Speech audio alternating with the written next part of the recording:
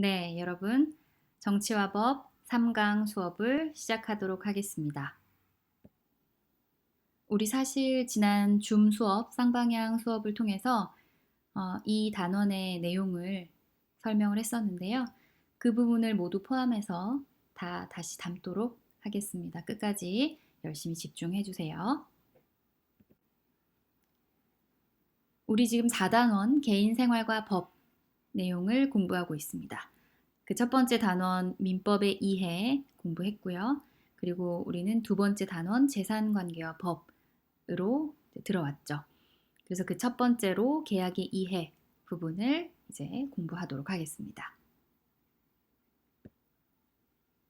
그리고 이어서 그 다음 시간에는 불법행위와 손해배상에 관한 내용을 배우도록 하겠습니다.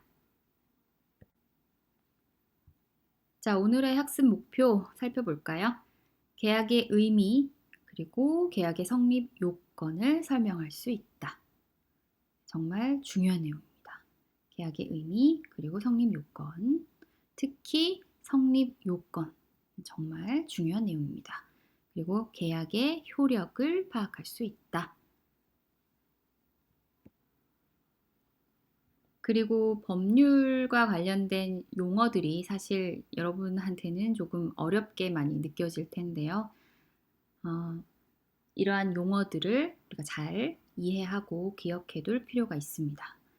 계약, 청약, 승낙, 채권, 채무, 채무불이행, 그리고 의사능력, 행위능력, 무효, 취소 등 중요한 용어들이 많이 나오기 때문에 오늘 다 같이 한번 정리해 보도록 하겠습니다.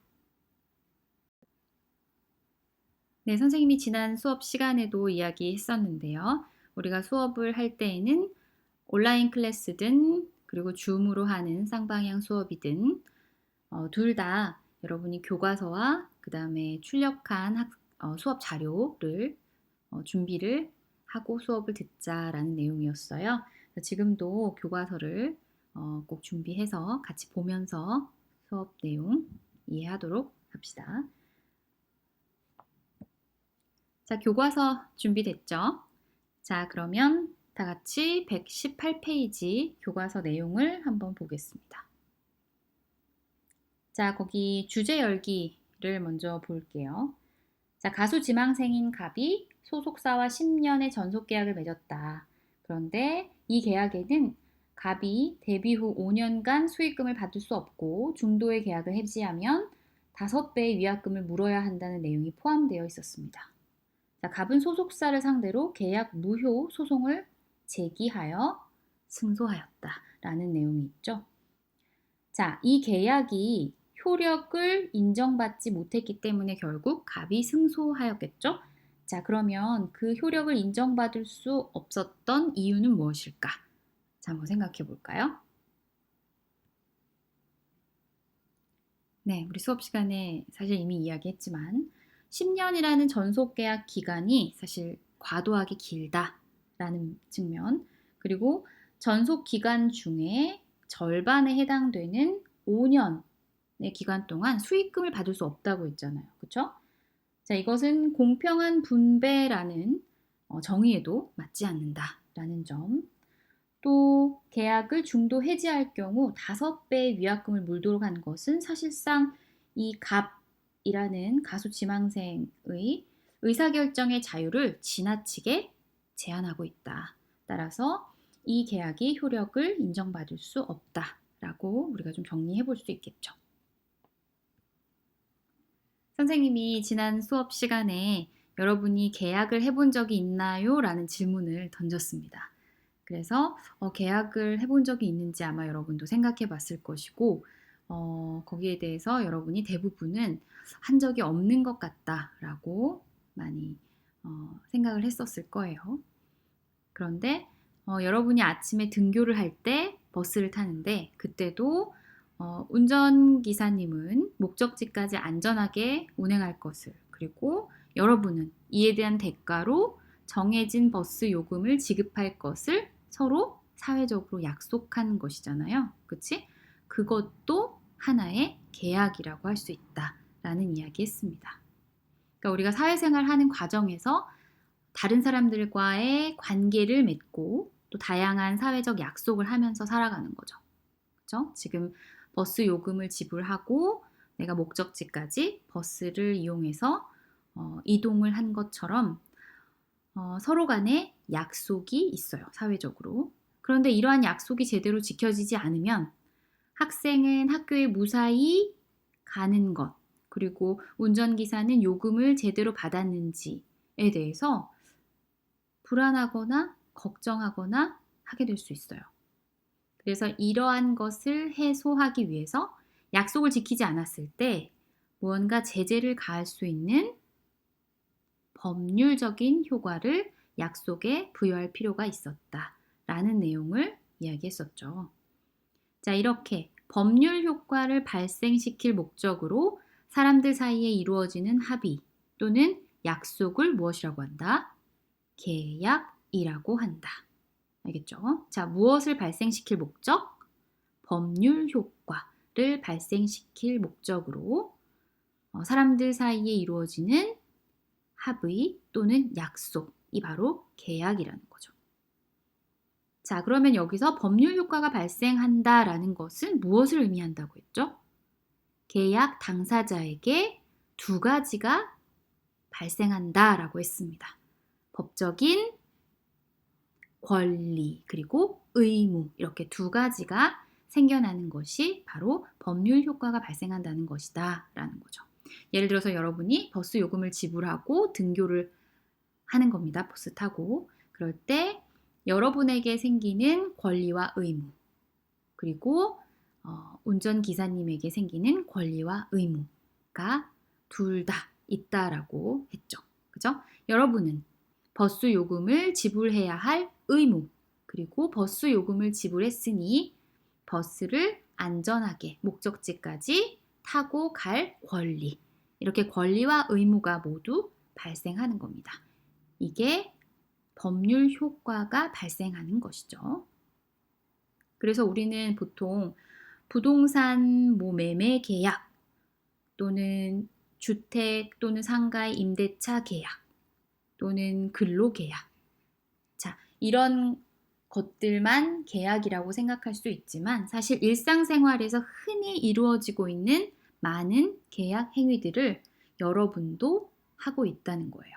그렇죠? 상점에서 물건을 사는 것도 내가 그 물건 값을 일정 지불하고 특정 금액을 지불하고 그 물건을 가져가는 것, 구입하는 것 이것도 다 계약에 속하는 것이죠. 자, 우리 PPT 내용을 함께 보겠습니다. 자, 계약의 필요성. 사회적 약속에 무엇을 법률적인 효과를 부여하여 불안을 해소하고 약속을 지키지 않을 경우 제재를 가할 수 있도록 하는 것이다. 이 때문에 계약이 필요하다는 것이죠. 자, 계약이란 이렇게 법률 효과를 발생시킬 목적으로 사람들 사이에 이루어지는 합의 또는 약속을 의미한다. 네, 여러분이 상점에 가서 어떤 물건을 구입합니다. 물건의 값이 정해져 있죠. 자, 이 물건에 대해서 이 정도의 가격을 지불하고 이 물건을 구입하는 것이 어떠냐라는 제한이 있는 것과 마찬가지죠. 그러면 그 제안을 보고 나는 이 돈을 지불하고 나는 이 물건을 구입해야겠어 라고 선택한다면 그 제안에 대해서 승낙하는 것이죠. 그렇죠? 아까 말했던 계약을 제안하는 의사표시 자, 이것을 우리는 청약이라고 합니다. 자, 그러면 그 청약의 내용을 그대로 받아들이겠다는 의사표시를 뭐라고 해요? 승낙이라고 해요. 자, 그러면 청약과 승낙 이것이 바로 계약을 만들어내는 의사표시의 합치 과정입니다. 자, 이처럼 계약이 성립하려면 계약 당사자 간의 의사표시의 합치가 필요합니다. 청약과 승낙으로 계약이 성립되는 거죠. 굳이 계약서를 작성하지 않아도 청약하고 승낙하는 그 순간 계약은 성립되는 거예요. 자, 그러면 계약 성립의 요건 한번 정리해 볼게요. 일단 두 사람 이상의 계약 당사자가 있어야겠죠? 그리고 그 둘 당사자 간에 의사표시의 합치가 있어야 합니다. 이 금액을 지불하고 이 물건을 구입하는 것이 어떠냐는 일종의 제한이 있고요. 그것이 청약. 자, 그것을 그대로 받아들이겠다라는 의사표시는 승낙이 되는 거죠. 청약과 승낙으로 의사표시가 합치되면 계약은 성립되겠죠. 네, 우리가 앞서서 계약 성립의 요건 두 가지를 이야기했습니다. 첫 번째, 뭐였죠? 두 사람 이상의 계약 당사자가 있어야 한다. 두 번째, 그 계약 당사자 간에 청약과 승낙이라는 과정을 통해서 의사표시가 합치해야 한다. 이렇게 두 가지 계약 성립의 요건을 이야기했습니다. 자, 그러면 이와 같은 조건을 갖추어서 성립한 계약이라면 모두 법적으로 유효할까요? 자, 계약이 법적 효력을 가지려면 아까 말했던 그 계약 당사자가 두 가지의 능력을 갖춘 사람이어야 합니다. 자, 그 두 가지 능력에 대해서 이야기할 건데 지난 우리 줌 수업 때도 말한 것처럼 오늘 배우는 내용 중에 가장 중요한 내용 중 하나입니다. 자, 계약 당사자가 두 가지의 능력을 갖춘 사람이어야 한다. 계약이 법적 효력을 가지려면. 자, 그 첫 번째가 뭐예요? 의사 능력. 자, 두 번째는 행위 능력입니다. 자, 계약이 법적 효력을 가지려면 계약 당사자가 의사 능력 그리고 행위 능력을 갖춘 사람이어야 합니다. 자, 만약에 의사 능력이 없는 사람이 계약을 했다면 그 계약은 무효가 되고요. 행위 능력이 제한되는 사람이 법정 대리인의 동의 없이 단독으로 계약을 맺었다면 이 계약은 취소할 수 있습니다. 자, 의사 능력이 없는 사람이 한 계약은 무효가 된다고 했고요. 그리고 행위 능력이 제한되는 자가 단독으로 계약을 했다면 취소할 수 있다라는 거예요. 자, 이 내용은 다시 자세하게 설명을 하겠습니다. 자, 그리고 교과서에 나온 것처럼 협박, 강요, 속임수에 의해서 의사표시를 한 경우에도 이 해당 의사표시를 취소할 수 있습니다. 자, 우리 계약 효력 발생 요건을 지금 이야기했습니다. 계약 당사자가 의사 능력과 행위 능력을 갖춘 사람이어야 한다라는 거. 자, 그럼 두 번째, 계약 효력 발생 요건 두 번째 내용을 볼까요? 자, 계약의 내용이 현실적으로 실현 가능한 것이어야 한다. 그리고 선량한 풍속이나 기타 사회 질서에 반하지 않아야 한다라는 거죠. 예를 들어서 계약 당사자가 의사 능력과 행위 능력을 갖추었고 의사 표시가 합치했고 다 되었다고 하더라도 계약의 내용이 도박 또는 범죄를 내용으로 하거나 신체 일부를 포기하거나 이러한 내용은 사회 질서에 반하기 때문에 법적 효력이 인정되지 않는다는 겁니다. 네, 선생님이 의사 능력과 행위 능력이 굉장히 중요한 내용이라고 했는데요. 이 PPT에서는 그 다음 슬라이드에서 조금 그 부분을 자세히 설명할 거예요. 그래서 일단은 그 내용은 조금 미뤄두기로 하겠습니다. 그러면 이제는 계약의 방식에 대해서 조금 이야기를 해볼게요. 계약 자유의 원칙에 따라서 계약의 방식은 당사자가 자유롭게 선택할 수 있습니다. 그러니까 계약서를 쓰지 않고 구두로만 약속해도 된다는 거예요. 말로만 약속을 해도 계약 당사자들이 계약의 내용을 충분히 이해하고 서로 합의했다면 법적인 효력을 인정받을 수 있습니다. 그런데 부동산 매매 또는 근로계약처럼 굉장히 중요한 계약일 경우에는 서로 합의한 내용을 계약서로 작성해 두는 것이 좋겠죠. 그래야 그 내용을 명확히 해둘 수 있으니까요. 나는 그때 그 말을 이렇게 이해했는데 그런 뜻이 아니었는데 이렇게 나중에 이야기하면 내가 언제 그랬어? 이렇게 분쟁의 소지가 있을 수 있거든요. 구두 계약은. 그래서 중요한 계약들은 보통 계약서를 작성하는 것이 좋습니다. 그래서 내용이 명확하게 적혀 있기 때문에 불필요한 오해를 방지하고 또 분쟁, 다툼이 발생했을 때 증거 자료로 또 활용을 할 수가 있어요. 그래서 이 분쟁을 효율적으로 또 해결할 수 있겠죠. 자, 그러면 계약서에 포함될 내용은 뭐가 있을까요? 계약 당사자의 이름이 들어가야겠죠. 그리고 어떤 계약의 내용인지, 어떤 계약 대상을 두고 계약서를 쓰는 것인지 이런 구체적인 내용들이 들어가야겠죠. 그리고 관련된 그 계약의 금액, 또 지급 방법은 어떻게 할 것이며 언제 지급할 것인지 그 시기, 날짜에 대해서도 적어두는 것이 좋겠죠. 그리고 당사자 간에 어떤 특약사항이 있을 경우에 명시해두면 좋겠고요. 계약서마다 좀 차이는 있겠지만 계약 체결의 장소라든지 일시 등을 명시할 수도 있습니다.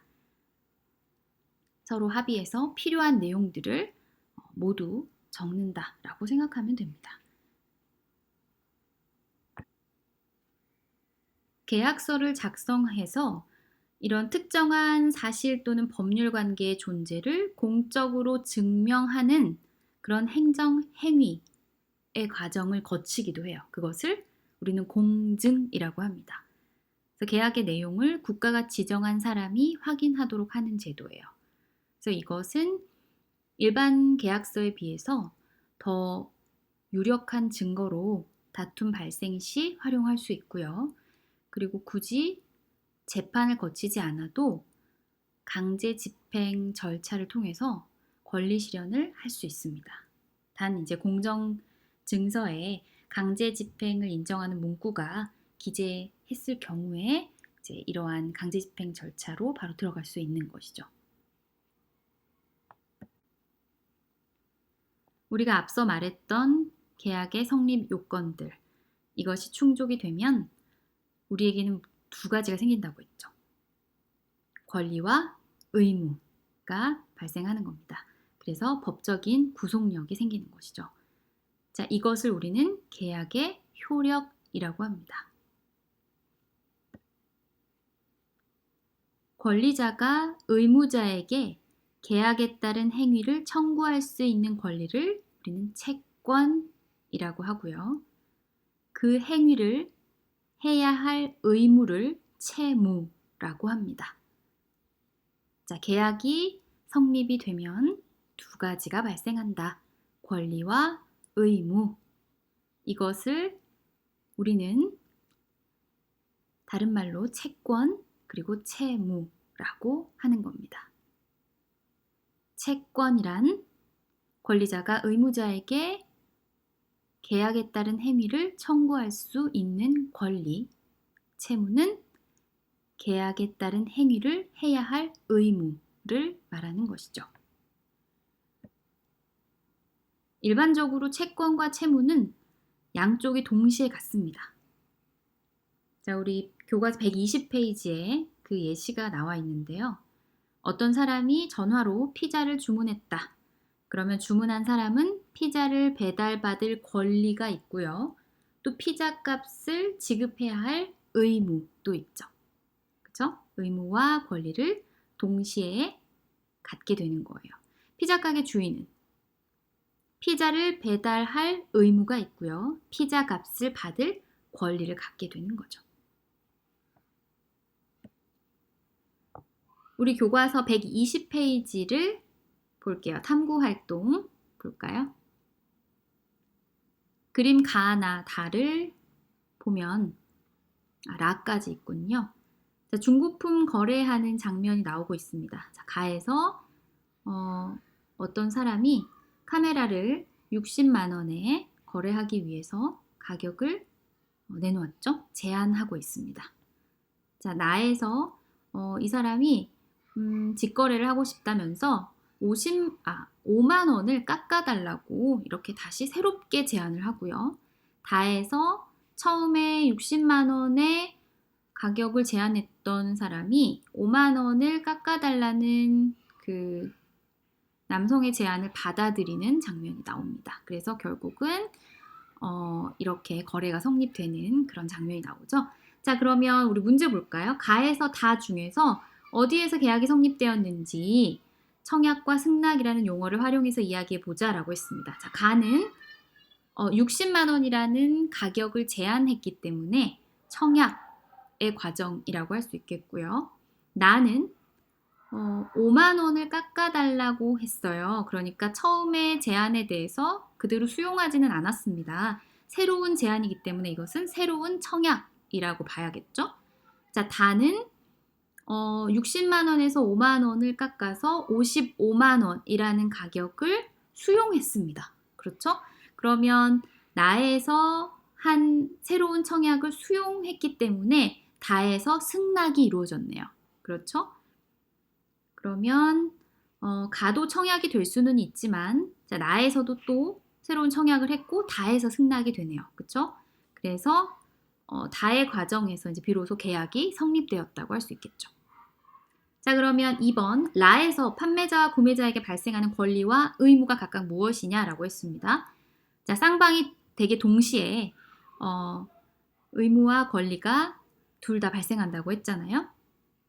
자, 라에서 보면 처음에 60만 원을 제안했던 그런 여성이 5만 원을 깎아서 새로운 제안을 한 남성의 제안을 받아들이면서 55만 원에 거래를 하기로 하죠. 그래서 이 판매자는 55만 원의 대금을 받을 권리가 발생하고 또 이 카메라를 줘야 하는 의무도 발생하죠. 그 다음에 구매자 입장에서는 카메라를 받을 권리가 발생하고 동시에 55만 원이라는 지급 의무도 발생을 하는 겁니다. 그렇죠? 네, 조금 전에 중고품 매매 거래 계약을 우리 살펴봤는데요. 이렇게 계약에서 정한 각자의 의무를 실행하고 지키는 것을 우리는 계약의 이행이라고 합니다.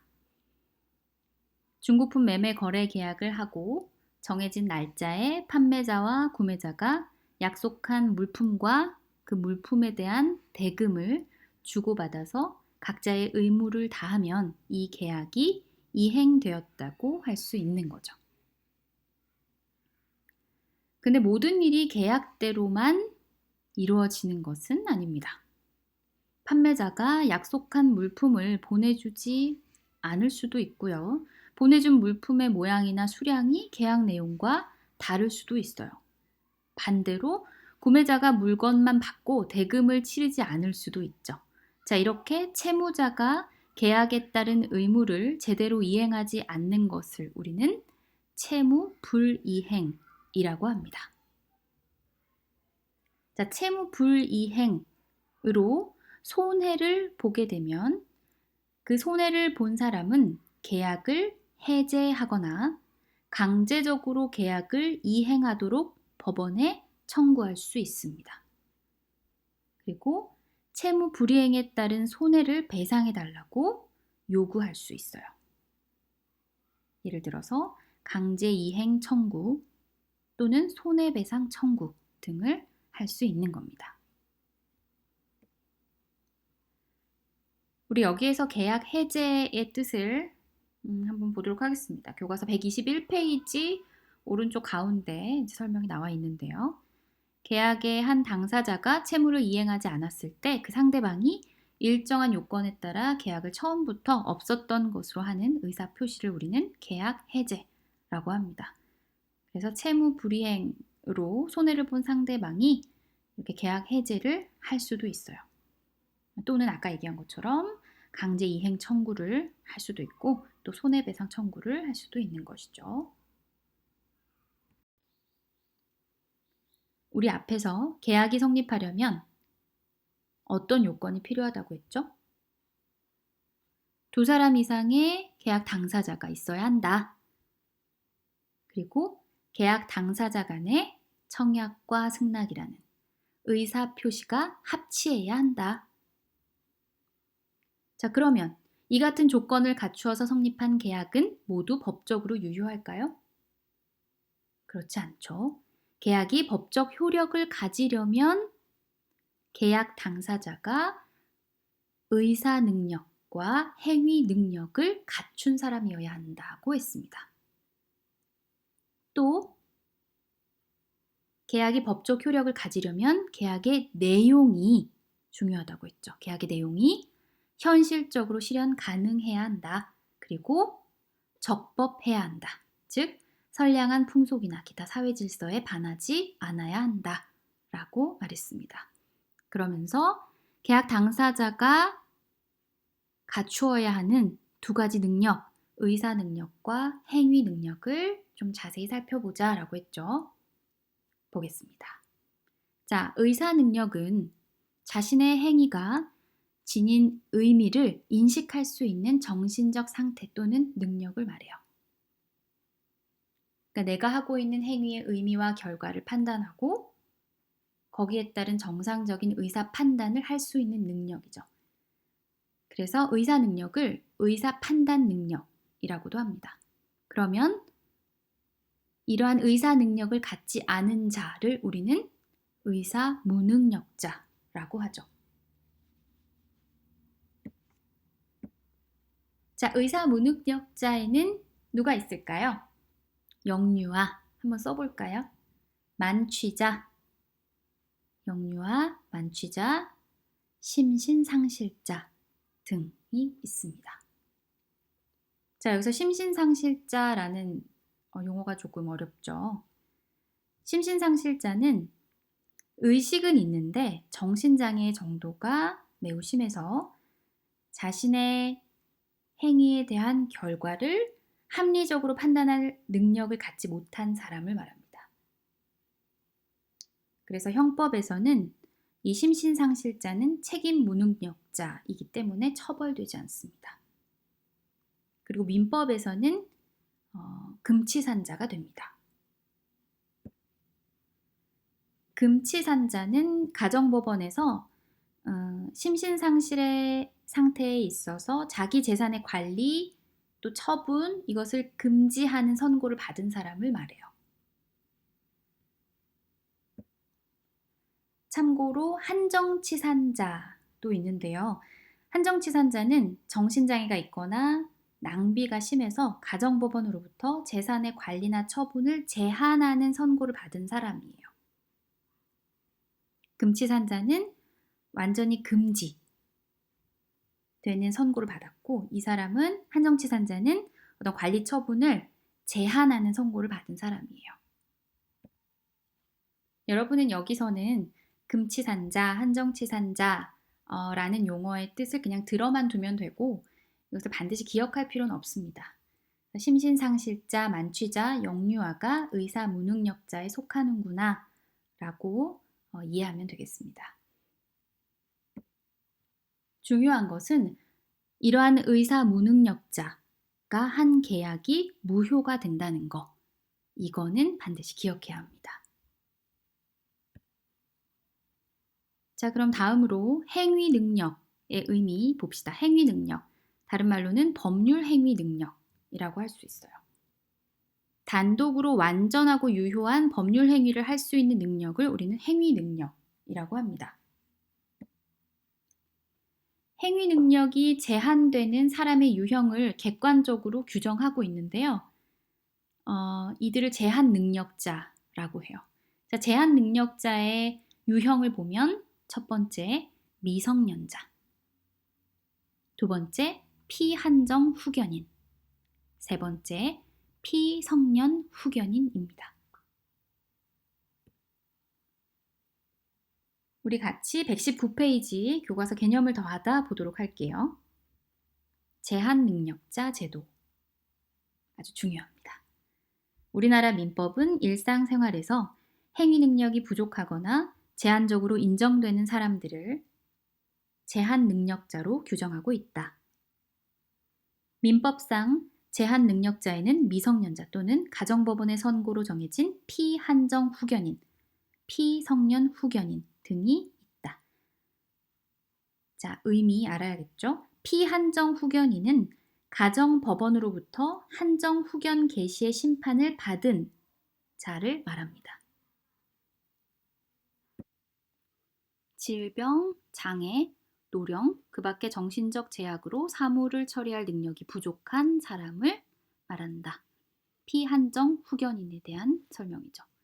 피성년 후견인은 피한정 후견인보다 정신적 제약의 정도가 심한 경우예요. 그래서 가정법원으로부터 성년 후견 개시의 심판을 받은 사람으로서 질병, 장애, 노령, 그 밖의 정신적 제약으로 사무를 처리할 능력이 지속적으로 결여된 사람을 말합니다. 제한능력자 제도는 제한능력자가 단독으로 행한 법률 행위를 취소할 수 있게 함으로써 제한능력자를 보호하고 해당 법률 행위가 취소되어 무효가 됨에 따라 예기치 못한 피해를 보는 제한능력자의 거래 상대방을 보호하기 위한 것입니다. 예를 들어서 여러분이 미성년자인데 휴대전화 구입 계약을 했습니다. 그러면 이러한 법률 행위에는 사실 법정 대리인의 동의가 있어야 하는 거예요. 제한 능력자이기 때문에. 근데 법정 대리인의 동의 없이 여러분이 단독으로 그 계약을 체결했다면 그것은 취소할 수 있습니다. 누가? 여러분 본인이 할 수도 있고요. 또 법정 대리인이 할 수도 있어요. 자, 여기서 취소할 수 있다는 의미는 뭘까요?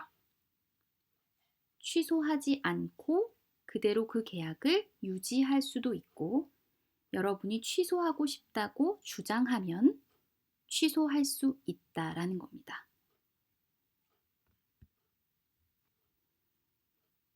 자, 피한정 후견인이 한정 후견인의 동의를 받아야 하는 행위의 범위를 가정법원이 정할 수 있습니다.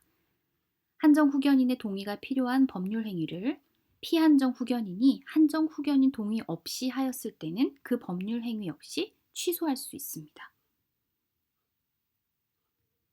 그리고 가정법원은 취소할 수 없는 피성년 후견인의 법률 행위의 범위도 정할 수 있습니다. 그런데 일용품 구매나 또 일상생활에 필요하고 대가가 과도하지 않은 법률 행위는 단독으로도 가능합니다. 피성년 후견인도. 그래서 이를 성년 후견인이 취소할 수 없습니다. 그리고 아까 미성년자가 법률 행위를 하려면 법정 대리인의 동의가 있어야 한다고 했잖아요. 그런데 권리만을 얻거나 의무만을 면하는 행위는 동의가 없어도 미성년자가 단독으로 가능합니다. 앞에서 의사 능력이 없는 사람이 한 계약은 무효가 된다라고 했고요. 행위 능력이 제한되는 자가 법정 대리인의 동의 없이 단독으로 맺은 계약은 취소할 수 있다고 이야기했죠. 그럼 여기서 무효는 무엇이고 취소는 무엇인지 한번 짚어보겠습니다. 여러분 교과서 119페이지에도 나와 있어요. 오른쪽 가운데 보면 무효는 특정인의 주장을 필요로 하지 않으며 당연히 효력이 없는 것으로 보아 법률 효과가 발생하지 않는다 라고 되어 있죠. 특정인이 주장하지 않아도 당연히 효력이 없다. 법률 효과가 당연히 없다 라고 보는 게 무효입니다. 의사무능력자의 계약은 이렇게 당연히 아무런 법률 효과가 없어 라고 보는 거죠. 취소는 특정인의 주장이 있어야 효력이 없어지는 겁니다. 자, 특정인의 주장이 있어서 효력이 없어지면 취소한 법률 행위는 처음부터 무효인 것으로 봅니다. 아까 우리 제한능력자 제도 이야기하면서 미성년자, 예를 들어서 여러분이 휴대전화 구입 계약을 했다라고 하면 나중에 법정 대리인의 동의 없이 했던 계약일 경우 취소할 수 있다고 했죠. 본인이 하거나 법정 대리인이 가서 취소할 수 있는데 취소하지 않고 그대로 나는 그 휴대전화를 사야겠다. 뒤늦게 부모님께서 허락해 주셨다. 이럴 수도 있잖아요. 그렇게 되면 그냥 유효한 계약으로 법률 효과가 발생하는 거예요. 그런데 내가 나 그거 취소하겠다 라는 주장이 있으면 무효로 할 수도 있다는 것이죠. 취소한다는 의미는. 이해가 되나요? 네. 여러분 교과서 121페이지 미성년자의 계약 개념을 더하다 보도록 하겠습니다. 여기까지 할 거니까요. 조금만 더 힘내볼게요. 민법에서는 19세 미만의 미성년자가 법률 행위를 할 때 원칙적으로 법정 대리인의 동의를 얻어야 하도록 법적인 보호장치를 마련해 두고 있다. 동의를 얻지 않은 계약은 미성년자 본인, 아까 얘기했죠. 또는 법정 대리인이 뭐 할 수 있다? 취소할 수 있다라는 거죠.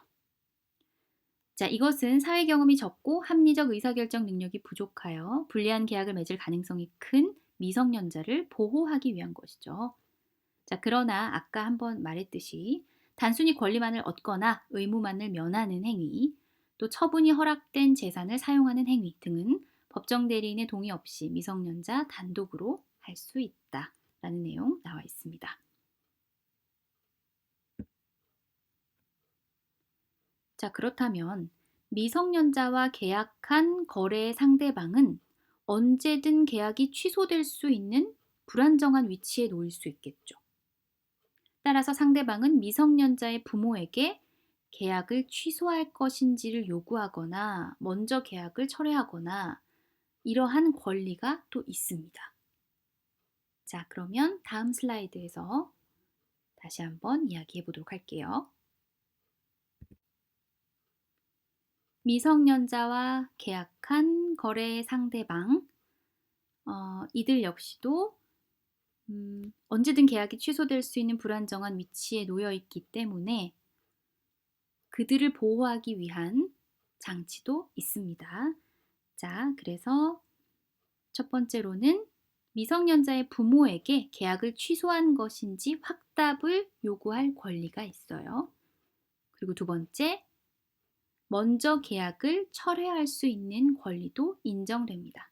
일정한 경우 철회권이죠. 그리고 세 번째, 미성년자가 부모 동의서나 신분증을 위조하는 등 상대방을 속였을 때에는 미성년자 본인 및 법정 대리인은 계약을 취소할 수 없도록 하는 취소권 행사에 제한을 두고 있습니다. 자, 거기 문제 한번 볼까요? 미성년자가 단독으로 계약했을 때 그 계약을 취소할 수 있는 경우, 취소할 수 없는 경우 이렇게 한번 구분을 해보자라는 거죠. 자, 미성년자가 법정 대리인의 동의를 얻지 않고 한 법률 행위는 미성년자 본인이나 법정 대리인이 취소할 수 있다라고 했죠. 하지만 미성년자가 자신을 성년으로 믿게 속였단 말이에요. 거래 상대방에게. 이러한 경우에는 취소할 수 없습니다. 취소권 행사를 제한하는 것이죠. 또 법정 대리인의 동의가 있었던 것처럼 상대방을 믿게 한 경우에도 취소할 수 없습니다. 그러니까 원칙적으로는 취소할 수 있는 거잖아요. 제한 능력자이기 때문에. 그러나 이렇게 속여서 성년으로 믿게 하거나 법정 대리인의 동의가 있던 것처럼 믿게 한 경우, 이런 경우에는 취소할 수 없다라는 겁니다. 여러분 정말 오늘 어려운 내용이고 또 강의도 길어져서 힘들었을 텐데 수고 많았습니다. 중간에 사실 선생님이 통제할 수 없는 외부에서 들어온 소음이 조금 같이 녹음되었죠. 여러분의 이해를 구할게요. 정말 수고 많았고요. 우리 다음 수업 때 다시 보도록 하겠습니다. 모두 힘내세요.